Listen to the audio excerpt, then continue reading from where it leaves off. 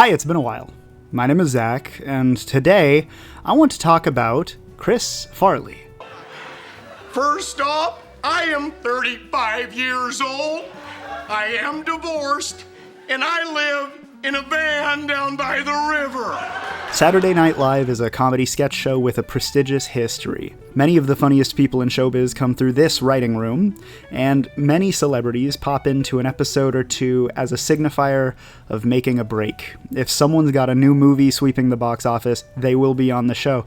And if someone's hurting your sides from your laughter, you might look them up to see that they wrote for the show a few years back. Most of the sketches are just okay. They'll have you smiling a little, and the ones I really like still usually only have one or two big laughs in them that keep you going for the rest of them. But rarely there are some standout historic performances.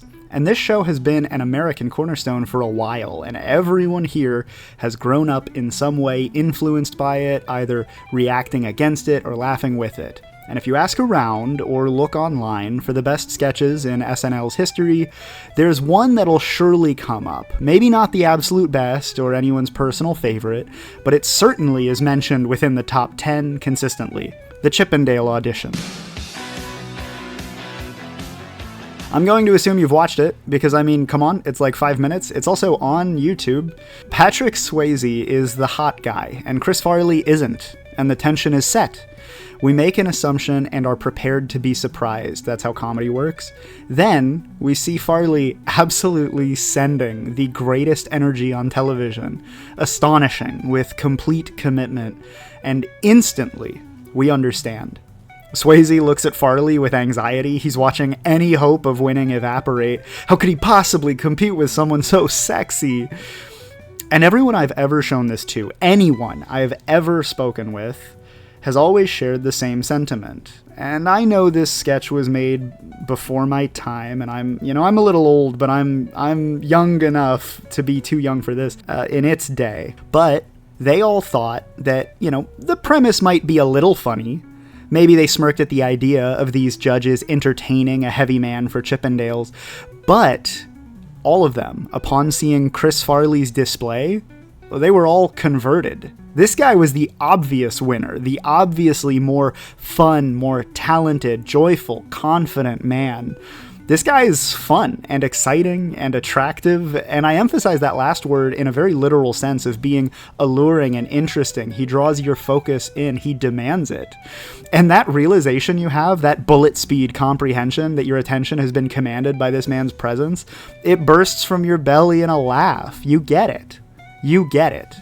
We were prepared to laugh at a man outside his element, and are pleasantly surprised to find instead a Joker absolutely inside his element. But this isn't the joke of the sketch, at least to those who made it. Sure, I find that the fun of this sketch, the thing that makes it historic, is Chris Farley's dynamic talent. He is fat, but he is an athlete and an acrobat, and he genuinely maintains shocking vigor in all his performances. Truly, he is a physical comedy master, and he understood that. Hey, Matt, how can we get back on the right track? Well, as I see it, there is only one solution. Do this! This sketch is one of the greats of SNL's history purely because the audience and Farley share a moment. We were wrong about you. We thought this would be a simple joke about mocking someone fat dancing humiliated, and we instead find ourselves supporting him as the better man. Watch Swayze's lame, stiff dance and tell me it's anything notable. But the sketch itself disagrees. I want to give the best Steelman credit possible to the sketch. It is not truly straightforward, it's just mostly straightforward, and there's humor here. The two dancers are established as the goofballs who live in a world of silliness to us, the audience. After all, they both believe they have an equal chance when we assume in our serious world this would never be the case. The sketch expects us to view the exposition in this way, and it's probably right about that. Before we meet Chris Farley's talent, that's a reasonable assumption to make. Then, the sketch continues, and we meet the judges. And the sketch is a bit clever here. We expect the judges to be the straight men. They undercut the silly goofballs delusion, right? Check them with reality. But instead, the sketch adds a twist, and the judges turn out to be goofballs too. See, they know that they prefer Swayze, gosh, but they just can't put into words exactly why. Man, what is it that he's got? Some je ne sais quoi? Funny, I guess, right? That's a funny premise. But then the sketch twists again by wielding this absurd reality of the judges into something brutal. Normally, silliness is positive and fun, but here it's reframed more as naive innocence. The judges shrug and decide, I don't know, I guess it's gotta be that he's hot as hell and the other guy's ugly, right? And then they just clinically, unflinchingly cut down Chris Farley with earnestness. The humor of this part comes from the juxtaposition of the judges' silly reality, where they genuinely don't consider it cruel, alongside our audience understanding of serious reality, where such a statement is severely impolite. The sketch has crafted a unique setting where these things actually aren't rude, because they're barely worth mentioning at the start, right? Remember, at the start, they couldn't even register that looks were what possibly could separate the two options. They didn't put to words, they didn't know quite what might be the tiebreaker.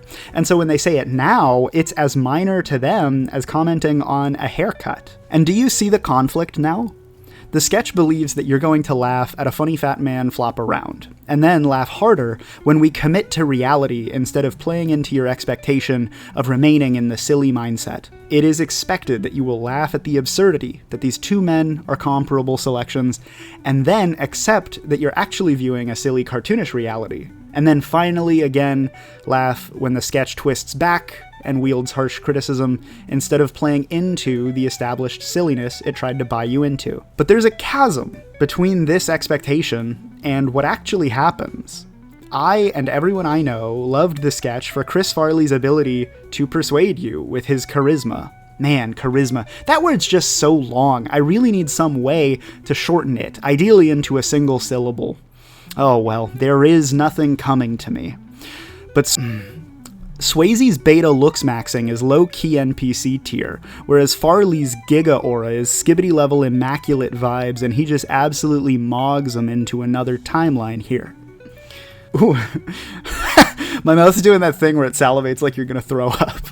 That's actually really cool. Can I do it again? Swayze's beta looks maxing.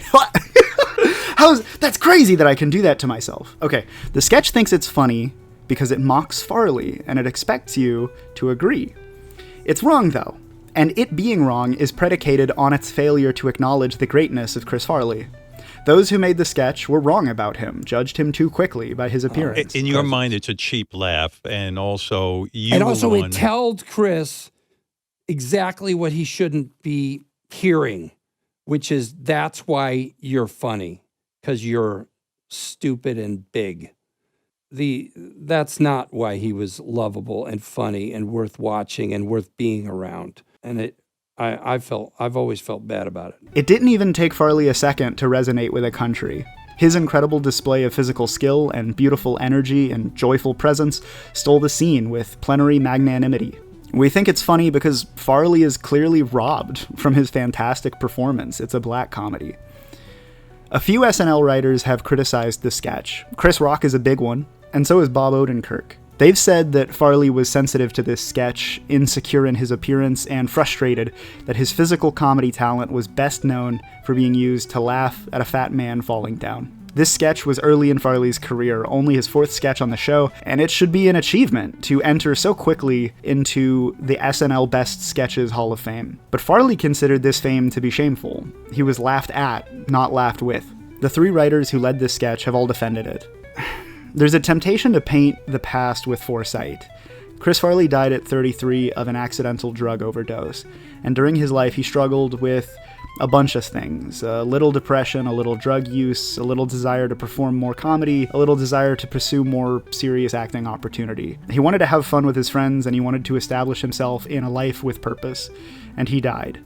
And maybe his struggles led him there, and maybe not. Mistakes can happen.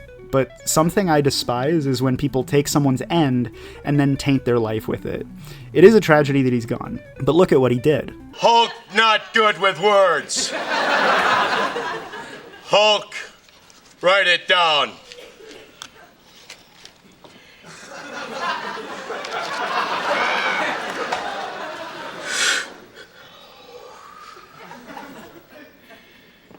Superman was that rarest of things. He wasn't always hurting. He wasn't masking any pain with his light. He was radiant when performing. That's it, fully. So I want to be mindful of respecting Farley's legacy as I voice my discomfort. He made this sketch great, but the sketch first existed outside him. And I can't help but feel soured by its failure to trust Farley and its misunderstanding of us, the supportive viewer. But I do remember him telling me, when he was a boy, his father was like 600 pounds. I didn't know that. And I remember him telling me that as a boy, he would walk with his father, and all he would hear was the talk, People goofing on the dad? Yeah, behind That was his sadness. As a young boy. And I don't think that ever left him. Farley felt shame from this sketch. He's widely remembered as a comedy great, a bright flash too quickly faded, praised by his own heroes and idols for his unmatched fervor and unquenchable desire to seek out others and make them smile. Farley was unhappy with himself and excited to share moments with others. He regularly appealed to the talents of others and wished vocally to be more like them, despite being the funniest man in the room.